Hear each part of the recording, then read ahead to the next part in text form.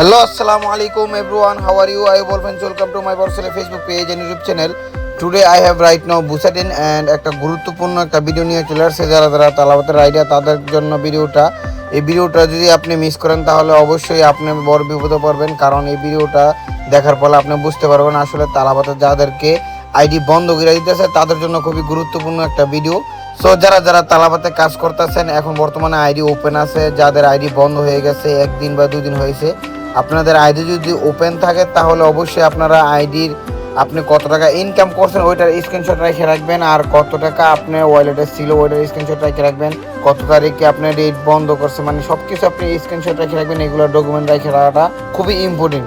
আর যদি আপনি না রাখেন তাহলে দেখা গেল যে আপনার যে কোনো মুহূর্তে আইডি লগ আউট হয়ে যাবে, তারপর আপনার লগ ইন করতে পারবেন না, এটা সিস্টেম নাই। ঠিক আছে, অনেকের আইডি লগ ইন হয় না লগ আউট হওয়ার পরে, তো তারা স্ক্রিনশট নিতে পারে নাই, ডকুমেন্ট নিতে পারে নাই, কত টাকা ইনকাম করছে, কত টাকা কয়টা অর্ডার দিছে, কত টাকা ওয়ালেটে ছিল, এগুলো নিয়ে পরবর্তী সাপ্লাইয়ের সাথে ঝামেলা হয়, বিপদে পড়ে যাবেন। সব কিছু স্ক্রিনশট নিয়ে নেবেন যখন আইডির সাথে সাথে বন্ধ হয়ে যাব।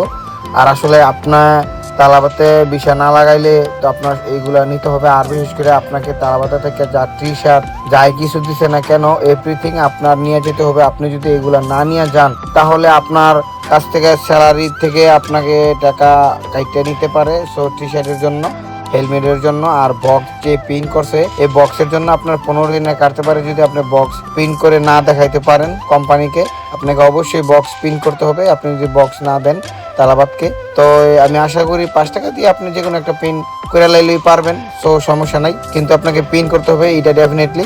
সো যারা যারা ভিডিওটা দেখতেছেন সবাইকে শেয়ার করে দিবেন যেন আমার ভিডিওটা সবাই দেখে বুঝতে পারে।